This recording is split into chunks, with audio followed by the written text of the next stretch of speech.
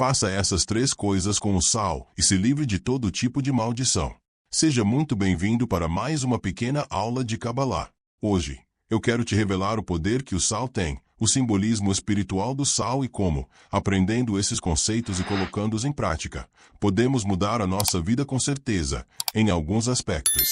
Você sabia que, em toda refeição, você deve ter o sal, o saleiro, na sua mesa? Sabia que, ao comer um ovo, por exemplo, devemos colocar sal no ovo? Você sabia que existe um assunto espiritual por trás de colocar sal na comida? E mais, Deus fez um pacto com o sal. Você já ouviu isso? Que pacto é esse? Qual é o poder do sal? Vamos lá. Primeira coisa, que pacto é esse? Esse pacto está escrito sobre os sacrifícios que eram feitos no tempo sagrado.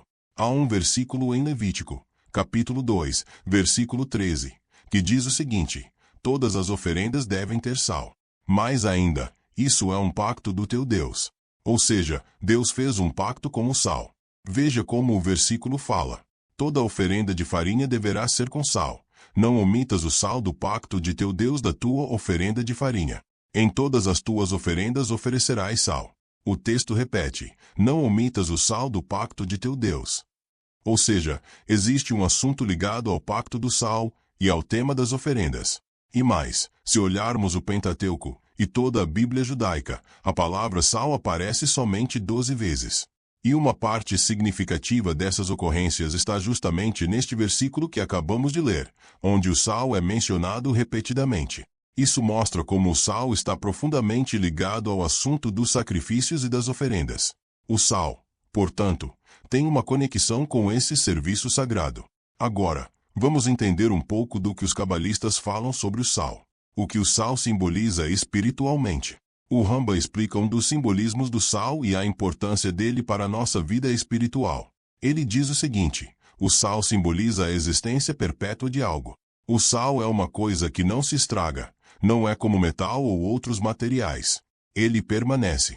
Em Crônicas, capítulo 13, versículo 5, está escrito: o Eterno, Deus de Israel, deu o reinado a Davi sobre Israel para sempre, a ele e a seus filhos, por um pacto de sal. Ou seja, quando o texto quer enfatizar que o reinado de Davi será para sempre, ele usa o exemplo do sal, um pacto de sal. O sal representa algo duradouro, algo que não se corrompe. O que isso nos ensina? Quando vemos o sal na mesa, isso nos lembra que, dentro de tudo o que existe, há uma partícula divina, uma centelha divina, uma faísca divina, que dá existência às coisas. E essa centelha não se acaba, não se desfaz. Se eu estou vendo este livro aqui, é porque existe nele uma centelha divina que o sustenta e faz com que ele exista. Como está escrito, a divindade dentro de tudo o que existe no mundo. É isso que sustenta a realidade. O material não é o que dura para sempre.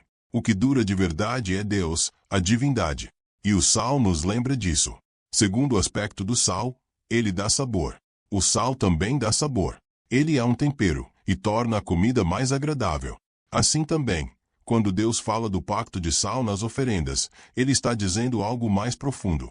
O sacrifício não era apenas um ato externo, não era apenas oferecer um animal. Existe um animal dentro de cada um de nós, uma inclinação, uma força instintiva, que muitas vezes atrapalha a nossa vida e nos desvia do que é certo.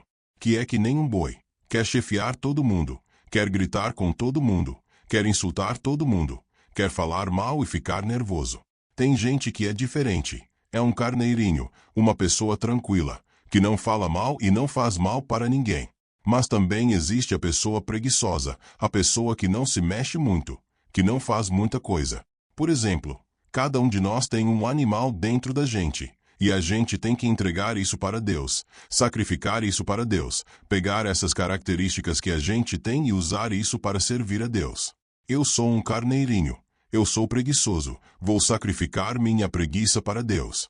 Vou parar de deixar isso de lado. Vou me esforçar mais para Deus. A gente tem que se sacrificar.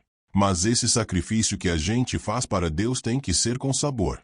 As oferendas tinham sal, tinham que ter sabor, tinham que ser gostosas. A gente tem que servir a Deus com prazer, com alegria, com deleite. Isso só é possível quando a gente estuda sobre Deus, sobre a grandeza de Deus. É por isso que nossas aulas, e tudo o que a gente faz aqui, trazem, cada vez mais, amor a Deus, prazer e deleite em fazer a vontade de Deus. E assim tem que ser o nosso sacrifício. Sacrificar para Deus com alegria, com deleite, com prazer. A gente vê isso nos Salmos também. O principal assunto não é apenas colocar sal na mesa. É que, quando o sal está na mesa, e a gente coloca na comida, ele lembra a gente do assunto espiritual. E, além disso, o sal conserva. Antigamente, quando não existia geladeira, usava-se o sal para conservar carne e outras coisas. Ou seja, o sal também tem um aspecto espiritual de conservar. Está escrito que, na hora em que a gente está comendo, é hora de guerra, é hora de batalha espiritual. Então a gente não pode comer só por prazer carnal. Eu gosto dessa comida. A gente come para ter força e servir a Deus de verdade. Por isso existe o costume de pegar o pão e colocar no sal. Saber o seguinte, o sal conserva. A gente pega o pão e mergulha no sal. Através disso, afasta energias ruins que podem vir da comida, coisas negativas que podem vir da comida. A gente está conservando essa comida. Quando a gente vê o sal e mergulha o pão no sal, por exemplo, 3 vezes antes de comer, a gente está dizendo, essa comida tem que estar conservada espiritualmente. Essa comida tem que ser para fazer a vontade de Deus, para ter força para servir a Deus melhor. E isso afasta energias negativas, coisas negativas que podem vir da comida. E também ajuda a afastar outros tipos de energias negativas na nossa vida. Então, eu quero trazer agora alguns conselhos práticos que ajudam a afastar todo tipo de maldição e energia negativa. Primeiro, ter um saleiro na mesa em toda refeição. Assim você vai lembrar esses 3 aspectos que a gente falou aqui. Depois, mergulhar o pão no sal antes de comer, 3 vezes. Não precisa mergulhar muito, é só encostar no sal, de leve.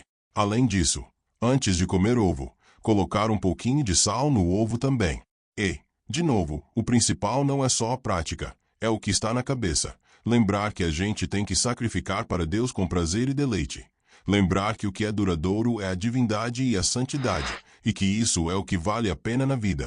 E lembrar também que tudo o que a gente faz no dia a dia, até na hora da comida, tem que ser com a intenção de servir a Deus melhor. Muito obrigado. Tchau, tchau.